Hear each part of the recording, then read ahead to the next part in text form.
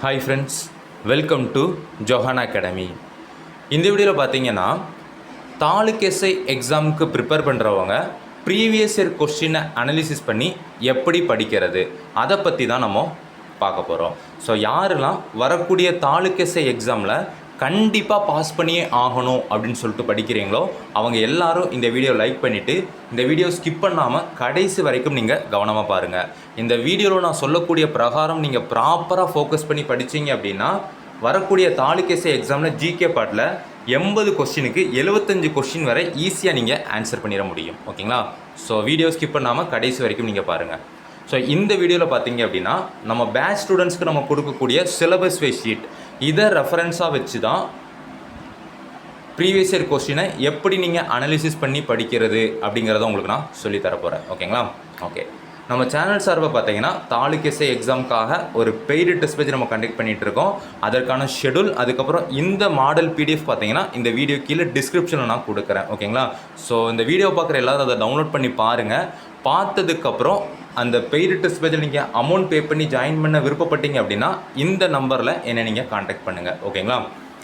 Okay, so பேட்சில் join பண்ணுறவங்களுக்கு பார்த்தீங்கன்னா இதே மாதிரி உங்களுக்கு 50லேருந்து 60 சிலபஸ் வைஸ் ஷீட் கொடுப்பேன், 100 பாக்ஸ் கண்டென்ட் ஷீட் உங்களுக்கு கொடுப்பேன். ஸோ இதை நீங்கள் ஃபோக்கஸ் பண்ணி படித்தா ஜிகேல அதிகமான மார்க்ஸ் வந்து நீங்கள் ஸ்கோர் பண்ணிடலாம். ஓகேங்களா?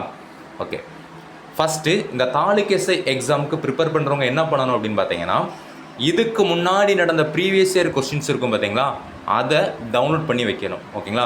ஸோ நீங்கள் டவுன்லோட் பண்ண பிரகாரம் நீங்கள் என்ன பண்ணணும் அப்படின்னு பார்த்தீங்கன்னா ஒரு நோட்டும் ஒரு பேனாவும் எடுத்துகிட்டு தாலுக் எஸ்ஐ எக்ஸாமுக்கான சிலபஸை வரிசையாக நீங்கள் எழுதணும். ஓகேங்களா? ஸோ அது எழுதுனது பிரகாரம் நீங்கள் என்ன பண்ணணும் அப்படின்னா எந்தெந்த டாப்பிக்லேருந்து எந்தெந்த வருஷம் கொஸ்டின் கேட்டிருக்காங்க அப்படிங்கிறத தெளிவாக அந்த டாபிக் பக்கம் நோட் பண்ணிக்கிட்டே இருக்கணும். ஓகேங்களா? அப்படி நோட் பண்ணிவிட்டு வந்ததுக்கப்புறம் பார்த்தீங்கன்னா டாப்பிக்கை நீங்கள் ஆர்டர் பண்ணணும். ஓகேங்களா? ஸோ எப்படி ஆர்டர் பண்ணணும் அப்படின்னு பார்த்தீங்க அப்படின்னா இப்போ ஒரு குறிப்பிட்ட டாபிக் இருக்குது அப்படின்னா அந்த குறிப்பிட்ட டாப்பிக்லேருந்து பார்த்தீங்கன்னா ஒவ்வொரு வருஷம் நடந்த தாலுக் எஸ்ஐ எக்ஸாம்லேயும் உங்களுக்கு கொஸ்டின் கேட்டுக்கிட்டே இருந்திருப்பாங்க. ஸோ அப்படியேப்பட்ட டாப்பிக்கை நீங்கள் ஃபஸ்ட்டு கேட்டகரியில் ப்ளேஸ் பண்ணிடணும். ஓகேங்களா? ஸோ ரெண்டாவது என்ன பண்ணணும் அப்படின்னு பார்த்தீங்கன்னா அடிக்கடி உங்களுக்கு கொஸ்டின் கேட்டிருப்பாங்க, ஆனால் ஒரு சில வருஷங்கள் விட்டுருப்பாங்க. ஸோ அந்த டாப்பிக்கை ரெண்டாவதாக நீங்கள் கேட்டகரிஸ் பண்ணணும். மூணாவதாக பார்த்தீங்க அப்படின்னா ஏதாச்சும் ஒரு எக்ஸாமில் உங்களுக்கு கொஸ்டின் கேட்டிருப்பாங்க, அதை மூணாவதாக கேட்டகரிஸ் பண்ணணும். நாலாவதாக பார்த்தீங்கன்னா சிலபஸில் அந்த டாபிக் இருக்கும், ஆனால் இதுவரை நடந்த தாலுக் எஸ்ஐ எக்ஸாமில் கேட்டிருக்க மாட்டாங்க. ஸோ அந்த டாப்பிக்கை நாலாவதாக நீங்கள் கேட்டகரிஸ் பண்ணணும். ஓகேங்களா? ஸோ இப்போ நீங்கள் படிக்கும்போது என்ன பண்ணணும் அப்படின்னு பார்த்தீங்கன்னா ஃபஸ்ட்டு இந்த டாபிக் இருக்குது பார்த்தீங்களா, அந்த டாப்பிக்கை ஃபஸ்ட்டு நல்லா ஃபோக்கஸ் பண்ணி படிச்சிடணும். ஓகேங்களா? ஸோ அந்த டாப்பிக்லேயே நீங்கள் ஃபுல்லாக படிக்கணும் அப்படின்னு சொல்லிட்டு அவசியம் கிடையாது. அதாவது ஃபுல்லாக படிக்கணும், ஆனால் அதுலேயே ரொம்ப ஃபோக்கஸ் பண்ணி படிக்க வேண்டியது பார்த்தீங்கன்னா அதில் முக்கியமான சப் டாபிக் இருக்கும், அதை ஃபோக்கஸ் பண்ணி படித்தால் போதும். ஓகேங்களா? ஸோ இதே மாதிரி நீங்கள் கேட்டகரிஸ் பண்ணி வச்சுக்கணும். ஓகேங்களா? ஸோ அடுத்தது என்ன பண்ணணும் அப்படின்னு பார்த்தீங்கன்னா எந்தெந்த வருஷம் எந்தெந்த கொஸ்டின் கேட்டிருக்காங்க அப்படின்னு சொல்லிட்டு பார்க்கணும். ஓகேங்களா? ஸோ நம்ம இதை தான் நம்ம சிலபஸ் வைஸ் ஷீட்டில் உங்களுக்கு கொடுத்துட்ருக்கோம். ஓகேங்களா? ஸோ நம்ம சிலபஸ் வைஸ் ஷீட்டை இருக்குது பார்த்தீங்களா, இதை ப்ராப்பராக நீங்கள் ஃபாலோ பண்ணி படித்தாலே ஜிகேல அதிகமான மார்க்ஸ் வந்து ஸ்கோர் பண்ணிடலாம். ஓகேங்களா? ஸோ இதில் பாருங்கள் மக்கள் தொகை கணக்கெடுப்பு இருக்குது பார்த்தீங்களா, அது எடுத்திருக்கோம். ஓகேங்களா? ஸோ இந்த டாப்பிக்கில் இருந்து பார்த்தீங்கன்னா ஒவ்வொரு வருஷமும் பார்த்தீங்கன்னா உங்களுக்கு கொஸ்டின் கேட்டுக்கிட்டே இருக்காங்க. ஓகேங்களா?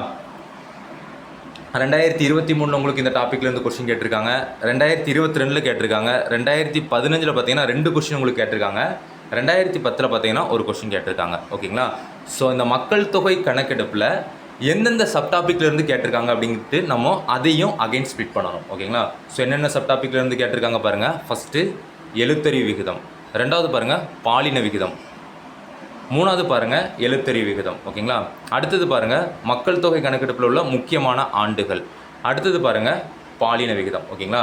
ஸோ நீங்கள் ஃபஸ்ட்டு படிக்கிறவங்க என்ன பண்ணணும் அப்படின்னு பார்த்தீங்கன்னா 6th to 12th வரை உள்ள புக்கு இருக்குது பார்த்தீங்களா, அதில் எங்கெல்லாம் மக்கள் தொகை கணக்கெடுப்பு பற்றி கொடுத்துருக்காங்களோ அதெல்லாம் நீங்கள் பாயிண்ட்ஸ் எடுத்துக்கணும். ஓகேங்களா? நம்ம சிலபஸ் ஷீட்டில் பார்த்தீங்கன்னா அது எல்லாமே நம்ம டைப் பண்ணியே கொடுத்துருவோம். ஓகேங்களா?